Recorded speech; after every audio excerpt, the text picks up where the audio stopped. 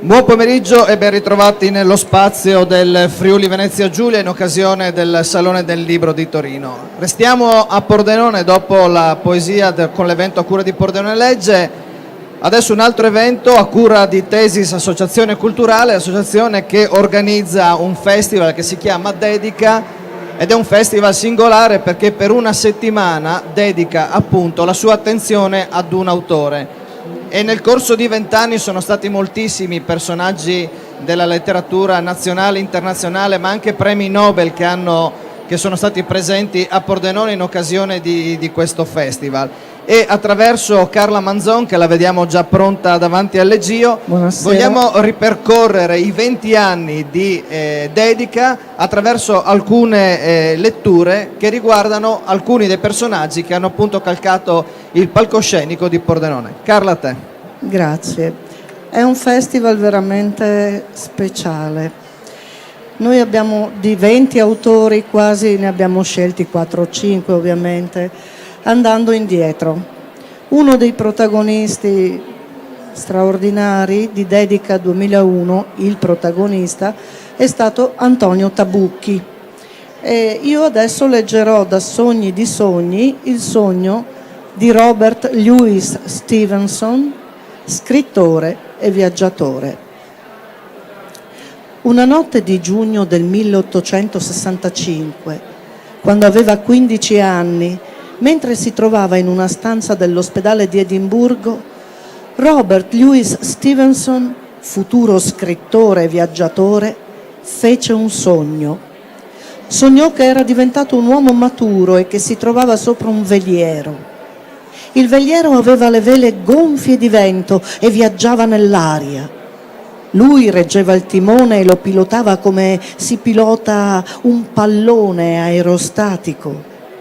Il veliero passò sopra Edimburgo, poi attraversò le montagne di Francia, si allontanò dall'Europa e cominciò a sorvolare un oceano azzurro. Lui sapeva che aveva preso quel vascello perché i suoi polmoni non riuscivano a respirare e aveva bisogno di aria. E ora respirava proprio bene. I venti gli riempivano d'aria pulita i polmoni e la sua tosse si era calmata. Il veliero si posò sull'acqua e cominciò a filare veloce. Robert Louis Stevenson aveva sciolto tutte le vele e si lasciava guidare dal vento. A un certo punto vide un'isola all'orizzonte e tante lunghe canoe guidate da uomini scuri gli si fecero incontro. Robert Louis Stevenson vide che le canoe gli si affiancavano e che gli indicavano la rotta da seguire. E mentre così facevano gli indigeni, cantavano canti di allegria e lanciavano sul ponte della nave corone di fiori bianchi. Quando arrivò a 100 metri dall'isola, Robert Louis Stevenson gettò l'ancora e con una scaletta di corda scese fino alla canoa principale che lo aspettava sotto le murate. Era una canoa maestosa, con un totem gigantesco sulla prua. Gli indigeni lo abbracciarono e gli fecero vento con larghe foglie di palma mentre gli offrivano frutta dolcissima.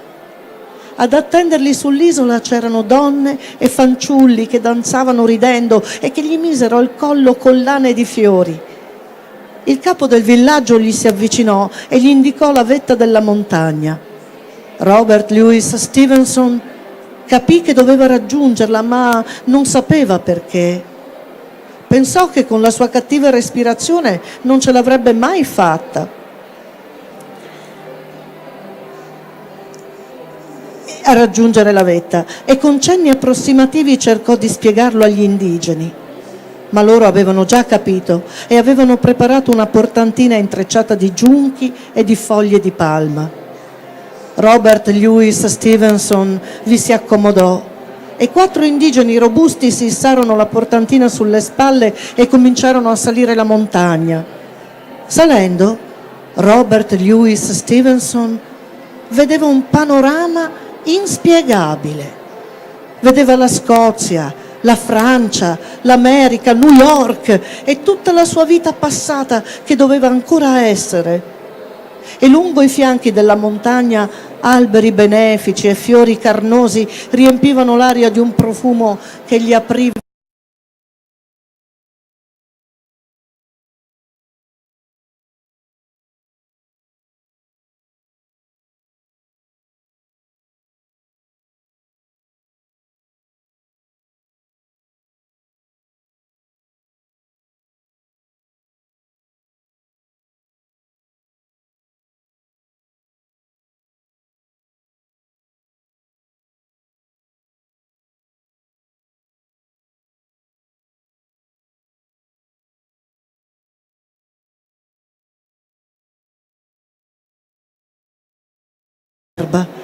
e aprì il libro alla prima pagina. Sapeva che sarebbe rimasto lì, su quella vetta, a leggere quel libro, perché l'aria era pura, la storia era come l'aria e apriva l'anima. E là, leggendo, era bello aspettare la fine. Grazie. E passiamo a un'altra grande artista che è Anita Desai, protagonista di Dedica 2006.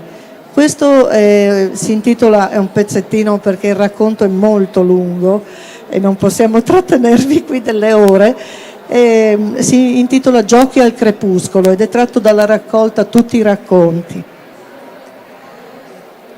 Faceva ancora troppo caldo per giocare all'aperto. Avevano preso il tè, erano stati lavati e pettinati e dopo la lunga giornata di reclusione nella casa, che non era fresca ma almeno era protetta dal sole, i bambini premevano per uscire. Avevano i volti rossi e gonfi per lo sforzo di convincere la madre, ma lei non apriva la porta e tutto era ancora chiuso da tende e persiane. I bambini si sentivano soffocare come se avessero i polmoni imbottiti di ovatta e il naso pieno di polvere e avevano l'impressione che se non avessero potuto precipitarsi fuori nella luce e vedere il sole e sentire l'aria sarebbero morti asfissiati. Per favore, mamma, per favore, supplicarono. Giocheremo sulla veranda e sotto il portico, non metteremo piede fuori dal portico. Vi conosco, lo farete senz'altro. E allora, no, davvero non lo faremo, mamma, giurarono, lamentandosi così orrendamente che alla fine la madre tolse il chiavistello alla porta d'ingresso e loro si riversarono sulla veranda come semi che fuoriescono da un bacello scricchiolante troppo maturo, con urla talmente folli e selvagge che lei si ritirò a fare il bagno, pregustando la pioggia di talco e il fresco sari che l'avrebbero aiutata ad affrontare quella sera d'estate. Si trovarono di fronte il pomeriggio. Era troppo caldo, troppo luminoso. Sotto il sole le pareti bianche della veranda mandavano un bagliore accecante.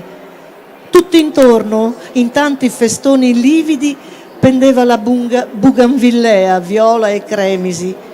Fuori il giardino era come un vassoio di ottone battuto, appiattito sulla ghiaia rossa e sul terreno sassoso in tutte le possibili sfumature metalliche, alluminio, stagno, rame, ottone. Non un fremito di vita animava quell'ora arida. Gli uccelli se ne stavano afflosciati, come frutti vizi sotto i baldacchini rinsecchiti degli alberi. Alcuni scoiattoli, esanimi, erano stesi sulla terra umida sotto il rubinetto del giardino. Il cane, che non era ammesso dentro casa, giaceva rigido come se fosse morto sulla stuoia della veranda, con le zampe, le orecchie e la coda tutte allungate, protese come viandanti in agonia alla ricerca d'acqua. Nel vedere i bambini girò gli occhi, 2 biglie bianche nelle orbite violacee che chiedevano comprensione, e cercò di sollevare la coda in segno di saluto, ma non ci riuscì. Ebbe solo uno spasmo e restò lì, immobile. D'un tratto, risvegliato forse dalle grida dei bambini, Uno stormo di pappagalli sbucò fuori dall'eucalipto, roteò vorticosamente nell'aria ferma e bollente, poi si ridispose in formazione da battaglia e filò via attraverso il cielo bianco. Anche i bambini si sentirono liberati. Iniziarono anche loro a roteare, a spingere, a urtarsi, impazienti di cominciare. Cominciare cosa? Cominciare le loro faccende, le faccende quotidiane dei bambini, cioè giocare. Giochiamo a nascondino! Chi va sotto? O ci vai tu? Perché io? Facci tu! Ah no, sei tu il più grande. Questo non vuol dire. Le spinte si fecero più forti.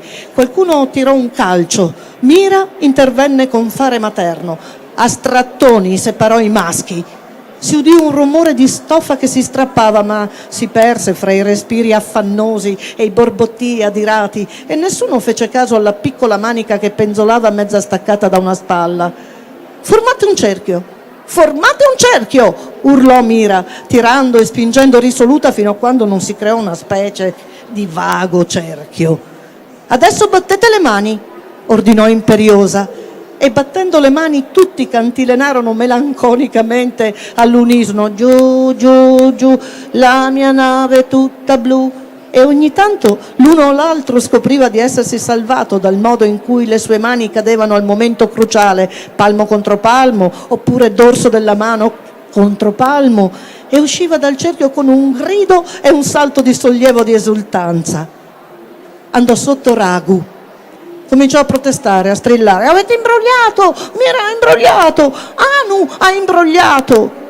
Ma era troppo tardi. Tutti gli altri erano già corsi via. Non c'era più nessuno ad ascoltare quando gridò: solo sulla veranda, nel portico. Mamma ha detto così, che dovevano restare sotto il portico. Nessuno si era fermato ad ascoltare. Ragu vide sotto le gambe scure degli altri apparire per un attimo attraverso gli arbusti polverosi, arrampicarsi sui muri di mattone, saltare sopra i cumuli di composta e siepi, e poi il portico restò vuoto nell'ombra violacea della buganvillea e il giardino tornò deserto come prima. Persino gli scoiattoli accasciati se l'erano svignata e tutto era di nuovo abbagliante, metallico e spoglio.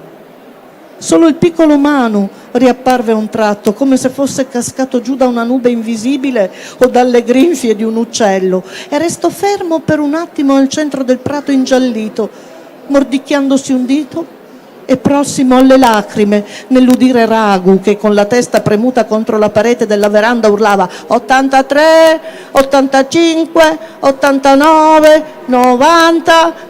Poi corse via col cuore in gola e metà di lui voleva fuggire verso nord, mentre l'altra metà consigliava il sud.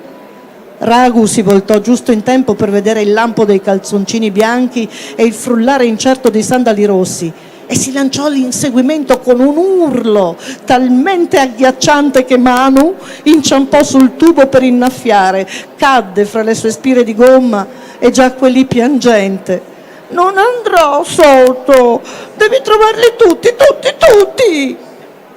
Lo so, scemo, disse Ragu, e con aria sprezzante gli diede un piccolo calcio con la punta del piede. Sei morto, annunciò con soddisfazione, leccandosi via le goccioline di sudore dal labbro prima di allontanarsi a grandi passi alla ricerca di prede di maggior valore, fischiando baldanzoso affinché udissero e tremassero. Grazie. Grazie. Amos Oz è stato protagonista di Dedica 2007. Questo è da un saggio che lui scrisse, che ha scritto, è ancora vivente, ringraziando il Signore, contro il fanatismo. Qualunque cosa tu faccia, tradisci o la tua arte o il tuo senso di dovere civile.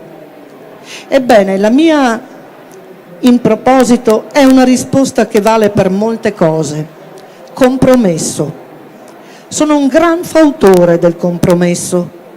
So che questa parola gode di una pessima reputazione nei circoli idealistici d'Europa, in particolare fra i giovani. Il compromesso è considerato come una mancanza di integrità, di dirittura morale, di consistenza, di onestà. Il compromesso puzza, è disonesto. Non nel mio vocabolario. Nel mio mondo la parola compromesso è sinonimo di vita. E dove c'è vita ci sono compromessi. Il contrario di compromesso non è integrità e nemmeno idealismo e nemmeno determinazione o devozione. Il contrario di compromesso è fanatismo, morte. Sono sposato con la stessa donna da 42 anni. Rivendico un briciolo di competenza in fatto di compromessi. Permettetemi allora di aggiungere che quando dico compromesso non intendo capitolazione, non intendo porgere l'altra guancia a un avversario, un nemico, una sposa. Intendo incontrare l'altro più o meno a metà strada. Comunque non esistono compromessi felici. Un compromesso felice è una contraddizione, un ossimoro. Così faccio compromessi anche per quanto riguarda la mia scrittura. Ogni volta che mi trovo d'accordo con me stesso al 100%, non scrivo una storia, ma un articolo rabbioso per dire al mio governo che cosa fare, a volte per dire al mio governo dove andare tutti insieme, cioè all'inferno. Per una ragione o l'altra non mi danno mai retta. Benché abbia già detto 1000 volte con voce stentorea di andare all'inferno, sono ancora al loro posto. Ma in quei casi che si presentano molto spesso, in cui sento più di una voce dentro di me a proposito di una questione, laddove riesco a vedere più di uno e a volte più di 2 punti di vista, quando riesco a sentire una piccola ragione dentro di me, allora so che sono quantomeno gravido di una storia. Dicendo gravido di una storia o di un romanzo, devo però immediatamente aggiungere che nel mio vissuto ci sono stati tanti più aborti e fallimenti che nascite. Così faccio compromessi, preparo articoli, scrivo racconti e non li mescolo mai.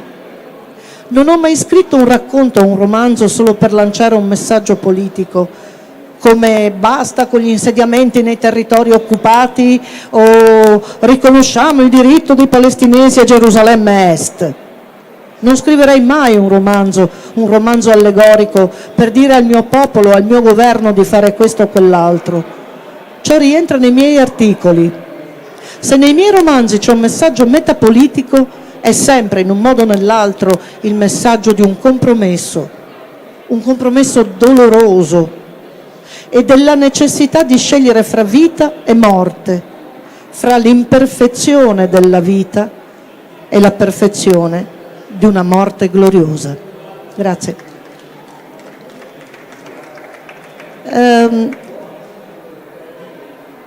Poi c'è stato Ches Nottebohm, grande autore, grande viaggiatore. Leggo un brano da Attraverso l'Aragona, destinazione Soria, da Verso Santiago, Dedica 2011. Volevo sottolineare che Dedica non è un festival, è un festival che dura una settimana ed è molto composito perché dall'autore, a parte incontri con altri illustri letterati e critici, analisti, c'è anche abbinato la musica e il teatro, e quindi è dedicati sempre allo stesso autore di quell'anno, ed è molto bello, molto interessante, perché le parole poi attraverso le varie forme assumono potenza, forza, ancora di più che a leggerle in alcuni casi. Ches Nottebohm: non è dimostrabile, eppure io ci credo. Nel mondo ci sono luoghi in cui un arrivo o una partenza vengono misteriosamente moltiplicati dai sentimenti di quanti nello stesso luogo sono arrivati o da lì ripartiti. Chiunque abbia un'anima sufficientemente sottile avverte una certa resistenza nell'aria che avvolge lo Schreierstoren, la torre del pianto di Amsterdam, resistenza che promana dal cumulo di dolore di coloro che lì presero congedo, un dolore che oggi non conosciamo più. Ormai i viaggi non durano anni, sappiamo dove andare e anche le probabilità di tornare sono molto più alte. Sotto il portico d'ingresso della cattedrale di Santiago de Compostela si erge una colonna di marmo che reca l'impronta di profondi solchi, una sorta di zampata o sigla espressionistica di grande impatto emotivo prodotta da milioni di mani, tra cui la mia. Ma è già una forzatura se dico tra cui la mia, perché io non ho certo mai afferrato quella colonna con grande trepidazione dopo un viaggio a piedi durato più di un anno. Non ero un uomo del Medioevo, non ero un credente e ci arrivavo in automobile. Ma anche a prescindere dalla mia mano, se non ci fossi mai stato, il solco resta, scavato nel duro marmo dalle dita di tutti quei morti. Eppure anch'io, appoggiando la mia mano su quel negativo di mano, entravo misteriosamente a far parte di un'opera d'arte collettiva. Il pensiero diventa visibile nella materia. Questo è sempre prodigioso. La forza di un'idea spinse re, contadini e monaci ad appoggiare la mano proprio in quel punto della colonna e ogni singola mano consumò una parte infinitesima di marmo durissimo e in questo modo, proprio perché quel marmo dispariva, risultò visibile una mano. Penso a queste cose un giorno di luglio. È mattina presto e sto per imbarcarmi per Barcellona. Lì noleggerò un'automobile e per vie traverse o forse addirittura facendo tutto il giro di Spagna, per la terza volta nella mia vita mi recherò a Santiago de Compostela. Non in pellegrinaggio come gli altri, ma piuttosto sulle orme di un io remoto, che ormai è quasi un fantasma, riallacciandomi a un viaggio del passato. In cerca di che cosa? Una delle poche costanti della mia vita è l'amore, perché sarebbe riduttivo definirlo diversamente, per la Spagna. Donne e amici sono scomparsi, ma un paese non scappa tanto facilmente. Quando nel 1953, a 20 anni, visitai per la prima volta l'Italia, pensai di aver trovato tutto quello che, pur senza rendermene conto, avevo da sempre cercato. Lo splendore mediterraneo mi colpì come una bomba, tutta la vita come un grande teatro pubblico in mezzo ad artistici scenari millenari trascurati. I colori, i cibi, i mercati, i vestiti, i gesti, la lingua, tutto sembrava più raffinato, più intenso e mobile che nel basso delta nordico da dove venivo. Ne fui soggiogato. La Spagna in seguito fu una delusione. Sotto lo stesso sole mediterraneo la lingua sembrava dura, il paesaggio arido, la vita aspra.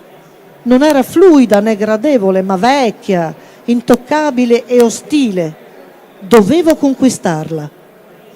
Oggi non posso più pensare in questi termini.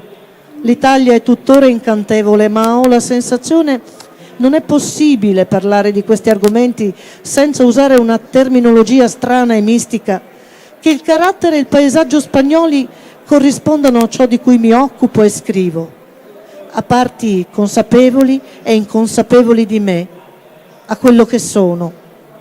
La Spagna è brutale, anarchica, egocentrica, crudele. La Spagna è pronta a gettarsi nel baratro per un non nulla, è caotica, irrazionale. Ha conquistato il mondo e non ha saputo che farsene.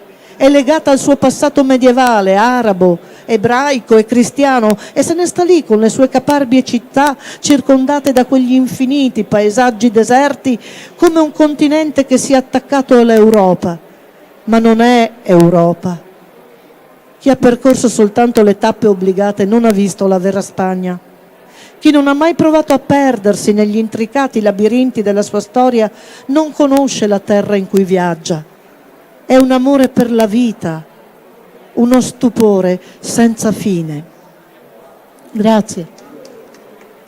E andiamo alla fine con l'ultima edizione di dedica a Björn Larsson, grande scrittore di viaggi, anche lui, grande viaggiatore egli stesso. Ha vissuto in barca a vela un 3-4 anni da solo.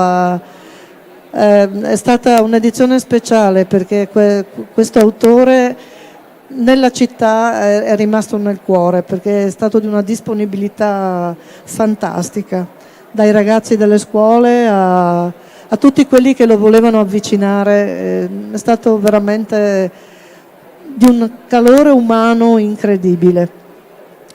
E questo è Il porto dei sogni incrociati, uno dei suoi romanzi più belli, oltretutto, e avete ancora pazienza, poi ho finito. C'erano giorni sull'Atlantico senza una nuvola all'orizzonte, in cui il mare e il cielo erano dello stesso azzurro profondo. In quei giorni un sole tagliente illuminava masse d'acqua in tumulto, le creste candide delle onde si strappavano in brandelli di schiuma. La nave rollava su quelle enormi montagne d'acqua e un vento implacabile sollevava un polviscolo di spruzzi che accendeva fugaci arcobaleni attorno alla prua. Era quel genere di giorni per cui certe persone sarebbero pronte, sia pure in senso figurato, a dare la vita, ma che la maggioranza darebbe qualsiasi cosa per evitare, non fosse altro che per paura della morte o della vita. Era in uno di quei giorni che passarono l'isola di Salvore, vicino all'insenatura del Ria Arusa, dove finalmente trovarono riparo dal vento. Le ultime ore di navigazione erano state grandiose, ma anche stressanti. Il vento non aveva smesso di rinforzare a poco, ma con costanza per tutta la mattina, fino a diventare una vera e propria tempesta intorno a mezzogiorno. Le onde dell'Atlantico si erano gonfiate in mostri deformi che sballottavano qua e là la loro nave da 3.000 tonnellate come un tappo di sughero. Era una fortuna che viaggiassero a pieno carico, stivato e assicurato sotto coperta a regola d'arte. Se ognuno faceva quel che doveva, non c'era motivo di preoccuparsi. Sundgren, il secondo, aveva pilotato la nave egregiamente. Mai una volta aveva commesso un errore di stima. La manovra per entrare nell'imboccatura del Ria Arusa era stata magistrale, netta, precisa, veloce, con quei colpi di timone dati esattamente al momento giusto tra due serie di onde particolarmente alte e ripide. Proprio per questo sarebbe stato ingiusto da parte di Marcel, il capitano, prendere il suo posto al timone ora che il peggio era passato. Doveva lasciare a Sundgren il tempo di sentire che aveva portato fino in fondo l'impresa di condurli sani e salvi in porto.